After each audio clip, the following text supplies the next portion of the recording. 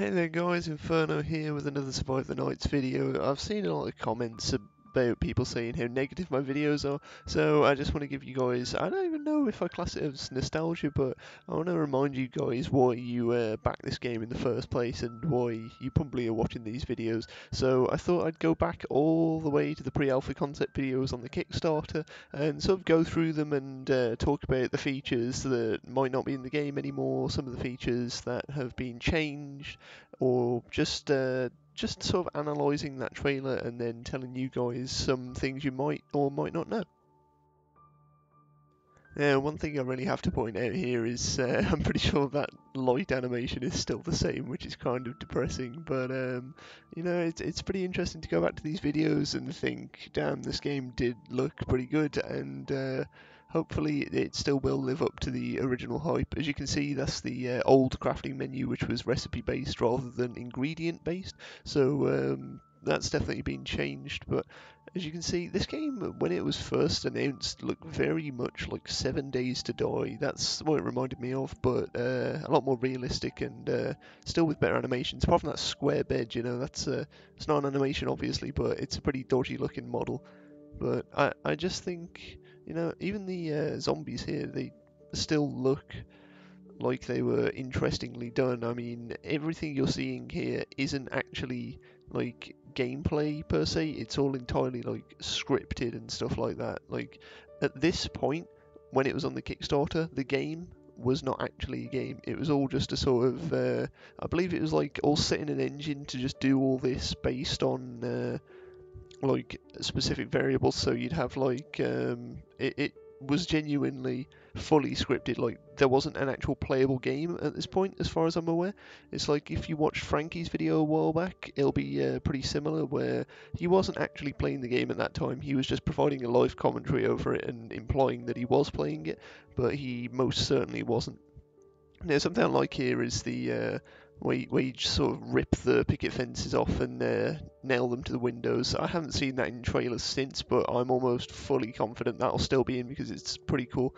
We can see here that he's taking apart what appears to be an air compressor. Yep, it is an air compressor. So that's probably going to be used for. I don't even know, what the hell would you need an air compressor for? Like, is that the sort of thing you'd use for cars, I guess? I honestly don't know. I'm not that sort of brain, I'm afraid. But this is what you really need to remember here. The sort of bare bones survival, you know, you're putting mouse traps on your floor and eating rats that you've stomped in with a shoe, to quote Frankie himself. You know, it was pretty interesting to just see something like this. You know, at the time, this was a pretty groundbreaking feature, as simple as it sounded, because, you know, no other survival games were this sort of aspirational at that point. They really did just suck dick, and most of them still do. But I think this is the thing that kind of sold it for a lot of people, this sort of power system and the sort of implied complexity of the game without actually showing much of it. I mean, people's imaginations just went absolutely wild, and that's obviously why the Kickstarter did so good. But if the game is still like this, which I'm pretty sure it will be, so, you know, you'll have to get your generator, you'll have to put it out back, then you'll have to go flip the power back on inside, or maybe it's outside, and then you got yourself a nice house. But the one thing that you guys are going to want to remember is there's no glass still at the moment. I did mention this in a previous video, but windows don't have glass. Look, if you see right here, there's no glass on that window. They're still like that. There's no glass on any window on the game, apparently. I was talking to one of the devs about it. It's a pretty weird thing to hear, but you know, just imagine this. You know, you're in the middle of a storm and all these zombies are outside and they're clawing at the window or some shit, and you're just hiding in your house, and then you're like, "Fuck, I've locked the door, but I've left the generator on. What are you gonna do? You don't know. That's the beauty of the game." Now, what you're seeing here is the second alpha concept video where they sort of showed off basically the RV for a good 4 minutes. I think the trailer was. Actually, it might have been shorter than that, but this is where they sort of pull up and showcase the fortification of a factory, I believe, which is it's quite a fun video. Well, at the time it was just astounding to watch. You know, you've just pulled up into this area, you sort of clear them out. I mean, if you've watched Walking Dead or you were a fan of some sort of similar zombie TV show or film, you know, imagining something like this in a game is just gonna draw your money right out of your wallet and into your Kickstarter profile, because like I say, that's what got me about this game, just the sheer potential of it all.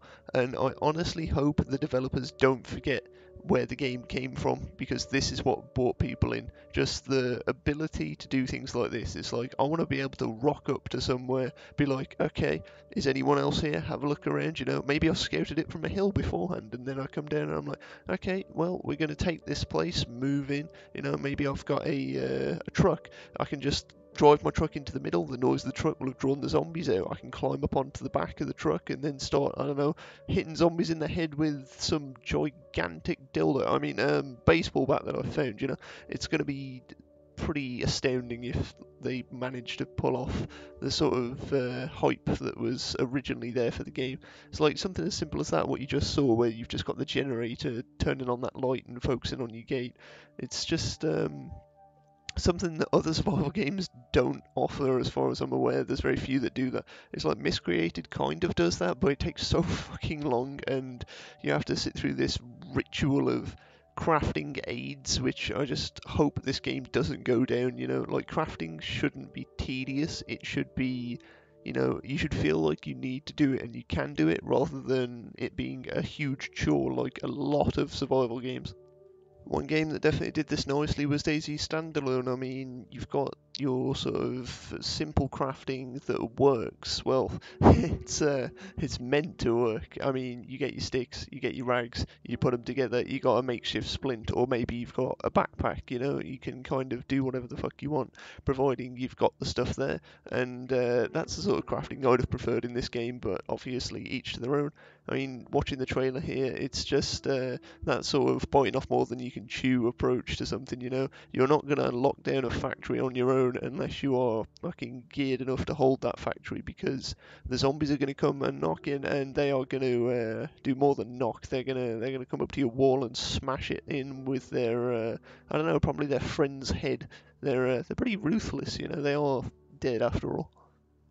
Anyway guys, that's the end of this video. I'd like to thank everyone for watching. As usual, you guys have been pretty astounding in the comments. I appreciate all of the sort of supportive comments, even some of the criticism, you know, as long as you're being constructive, I honestly don't care. Like, if you want to come into the channel and be like, hey, that's wrong, you know, the devs have actually said this, feel free, but just don't come into the channel and be like, oh, you're a prick, because then I genuinely just won't have time for you. But no one really has been like that so far, and I'm hoping to keep it that way. Just to refer back to the poll that I ran on the last video, currently it is very sort of mixed. The only thing that definitely hasn't pulled interest at all is covering videos on the forest, so that's probably going to get trashed. Apart from that, the most popular at the moment is sort of focusing on upcoming survival games.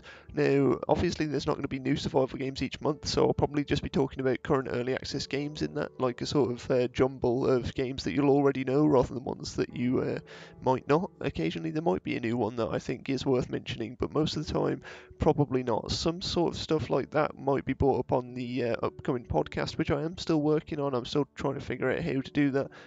So feel free to leave any suggestions for that down below. And apart from that, I think we're good for today.